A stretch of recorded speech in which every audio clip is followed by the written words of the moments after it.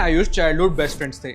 इन्होंने साथ में ही एक स्कूल में पढ़ाई की, फिर सेम कॉलेज में एक ही कोर्स करके नौकरी ढूंढने लगे। सरप्राइजिंगली इन दोनों को सेम ही जॉब पोजीशन पर एक ही कंपनी में नौकरी भी मिल गई। आरव काम करने में बहुत तेज था, इसकी वजह से उसे एक साल में ही प्रमोशन भी मिल गया। इससे उसकी सैलरी आयुष से 30% ज्यादा हो गई। एक दिन दोनों ने डिसाइड किया कि वो एक होम लोन लेंगे एंड साथ में ही रहेंगे। अब जब वो बैंक में गए तो आरव बहुत खुश था क्योंकि उसे इंटरेस्ट का टेंशन नहीं था। बट कुछ ही मिनटों में मैनेजर ने दोनों को अंदर बुलाया एंड तब रिपोर्ट देखकर दोनों ही शॉक्ड हो गए। एक तरफ आरव की ज्यादा सैलरी के बावजूद उसे इंटरेस्ट रेट बहुत हाई मिल रहा था एंड दूसरी तरफ आयुष का इंटरेस्ट रेट उसकी एक्सपेक्टेशन से बहुत ही ज्यादा कम था। अब आप बताइए कि ऐसा क्या फैक्टर हो सकता है जिसने आरव की रातों की नींद ही उड़ा दी। आपकी सैलरी का आपके लोन के इंटरेस्ट पर इतना इफेक्ट नहीं पड़ता जितना ज्यादातर लोगों को लगता है। आरव कंटिन्यूअसली जरूरत से ज्यादा पैसे खर्च कर रहा था,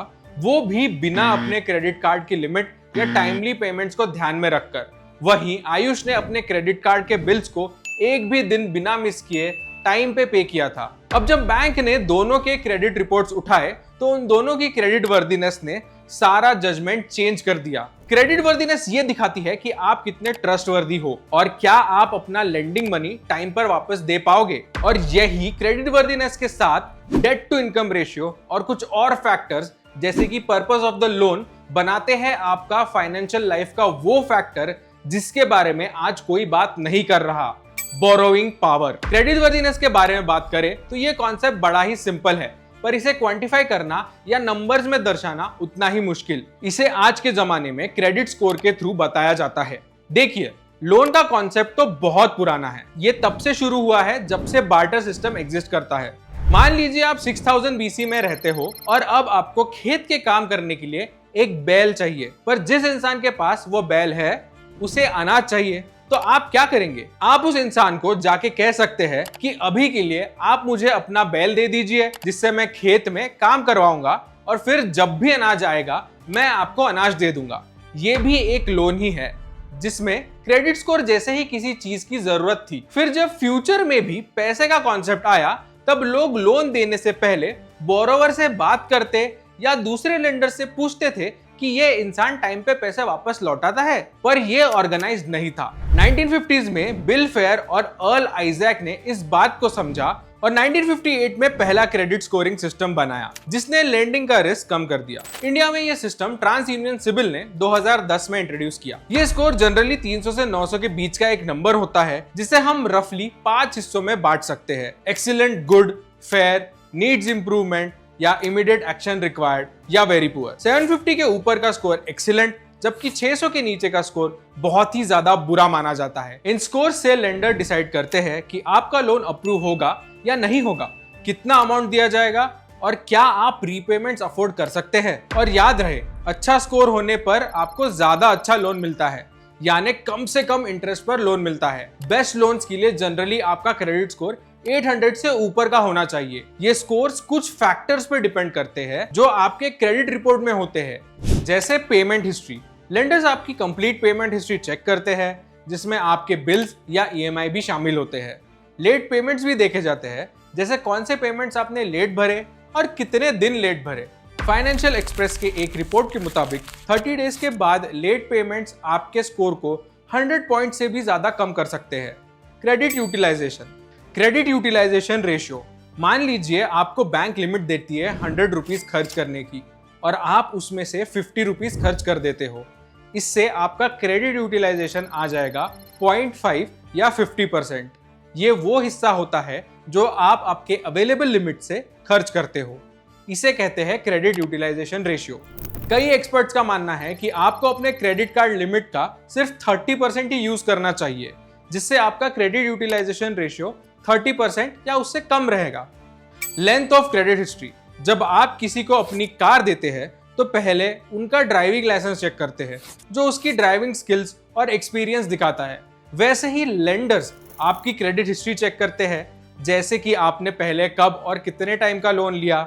इससे उन्हें यह पता चलता है कि आप फाइनेंशियल रिस्पॉन्सिबिलिटी को कितना फेथफुली पूरा कर सकते हैं। इसीलिए इट इज सजेस्टेड कि आप अपना क्रेडिट अकाउंट अर्ली स्टेजेस पर ही बनाएं ताकि आप अपनी अच्छी क्रेडिट हिस्ट्री बना सके। क्रेडिट मिक्स, लेंडर्स देखते हैं कि आप कौन से क्रेडिट टाइप्स यूज कर रहे हैं, जैसे इंस्टॉलमेंट क्रेडिट मतलब होम लोन या कार लोन्स के ईएमआईज, या रिवॉल्विंग क्रेडिट जैसे कि क्रेडिट कार्ड के बिल्स। ये उन्हें आपके ओवरऑल पोर्टफोलियो और अलग अलग पेमेंट हिस्ट्रीज को सेपरेटली इवैल्यूएट करने में मदद करता है। क्रेडिट इंक्वायरीज, इंक्वायरीज दो टाइप की होती है, सॉफ्ट इंक्वायरी और hard inquiry. Soft inquiry usually background check के लिए होती है, जबकि हार्ड इंक्वायरीज में लेंडर्स आपके क्रेडिट रिपोर्ट को डिटेल में चेक करते हैं। हार्ड इंक्वायरी से आपका क्रेडिट स्कोर कुछ पॉइंट्स ड्रॉप हो जाता है, स्पेशली अगर आप बहुत सारी हार्ड इंक्वायरीज एक साथ करते हैं। ये आपके बोरोइंग पावर को नेगेटिवली इंपैक्ट करता है, क्योंकि लेंडर्स को लगता है कि आप लोन के लिए डेस्परेट है, इसीलिए रिपोर्ट पर इतनी हार्ड इंक्वायरीज आ रही है जो आपका क्रेडिट स्कोर गिरा देगी।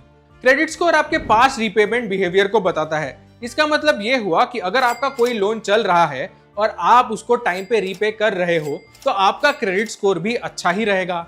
अब मान लेते हैं कि आपका 2 साल से एक होम लोन चल रहा है और वो 4 साल तक चलेगा।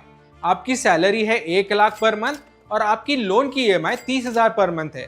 इस केस में आप और एक लोन लेने जाओ जिसकी ईएमआई 20,000 पर मंथ होगी, तो अब आप अपने इनकम का 50% हिस्सा सिर्फ लोन चुकाने में लगा रहे हो, जो एक लेंडर के लिए रिस्की है। इसीलिए बोरोइंग पावर निकालने के लिए डीटीआई रेशियो एक इंपॉर्टेंट फैक्टर है। डेट टू इनकम रेशियो या डीटीआई रेशियो आपके लेंडर को बताता है कि आपकी डेट टू रीपेमेंट कैपेसिटी क्या है आपके ग्रॉस मंथली इनकम के हिसाब से। आपके खुद का डेट टू इनकम रेशियो निकालने के लिए आपको टोटल मंथली डेट पेमेंट्स यानी सारे लोन्स के मंथली ईएमआईज को आपके ग्रॉस मंथली इनकम से डिवाइड करना होगा और फिर 100 से मल्टीप्लाई करना होगा। अगर ये नंबर बिलो 36% है तो बैंक्स आपकी क्रेडिट वर्दीनेस को हाई समझते हैं। 36 to 42% की रेंज में लेंडर्स को आप पे डाउट हो सकता है, जो बोरोइंग में प्रॉब्लम क्रिएट कर सकते हैं। 43 to 50% एज पर क्रेडिटर्स आपको लोन देने से मना कर सकते हैं या फिर आपको हाई इंटरेस्ट रेट लेने पड़ सकते हैं। मोर देन 50% पे तो आपकी बोरोइंग पावर बहुत ही ज्यादा कम हो जाती है। इसके अलावा एक और इंपॉर्टेंट फैक्टर है जो लेंडर कंसिडर करते हैं, वो है loan purpose and type of loan. Her loan का अपना स्पेसिफिक पर्पस होता है जो लेंडर के रिस्क को डिसाइड करता है। हाउस लोन्स को कम रिस्की माना जाता है क्योंकि इनमें कोलैटरल होता है। कोई भी लोन जिसमें कोलैटरल हो उसे सिक्योर्ड लोन भी कहा जाता है, जो कम रिस्की होते हैं। इस वजह से ये हाउस या कार लोन्स पे कम इंटरेस्ट रेट मिल सकता है, क्योंकि बैंक्स इस घर को या कार को रीसेल करके रिकवरी कर सकते हैं। लेकिन अनसिक्योर्ड लोन जिसमें कोई भी कोलैटरल नहीं होता, जैसे कि बिजनेस लोन्स या personal loan, high interest rates के साथ आते हैं क्योंकि इनमें मार्केट रिस्क ज्यादा होता है। बोरोइंग पावर एक इंपॉर्टेंट फाइनेंशियल फैक्टर है, ये हमने अब तक जान ही लिया है, पर क्या इससे हम बढ़ा सकते हैं? कुछ बहुत सिंपल बातें हैं जिसे करके आप अपनी बोरोइंग पावर बढ़ा सकते हैं, जैसे कि अपने इनकम को बढ़ाना या एक पैसिव इनकम का सोर्स बनाना, जिससे आप अपना debt to income ratio improve कर सकते हैं और जिससे आपकी बोरोइंग पावर भी अपने आप बढ़ जाएंगी। क्रेडिट स्कोर एक बहुत इंपॉर्टेंट फैक्टर है आपकी बोरोइंग पावर बढ़ाने के लिए, इसलिए क्रेडिट स्कोर इंप्रूव करना और उसे मेंटेन करना उतना ही जरूरी है, जिसके लिए आप हमेशा टाइम पे पेमेंट्स कीजिए, क्रेडिट यूटिलाइजेशन 30% से कम रखिए और एक अच्छा क्रेडिट मिक्स मेंटेन करिए। हमेशा ट्रस्टेड ऐप्स या लेंडर से ही आपको लोन लेने चाहिए। अपने आप को लोन स्कैम से बचाने के लिए आप ये वीडियो जरूर देखें और फॉर मोर सच क्रेडिट वर्दी कंटेंट सब्सक्राइब टू उल्का।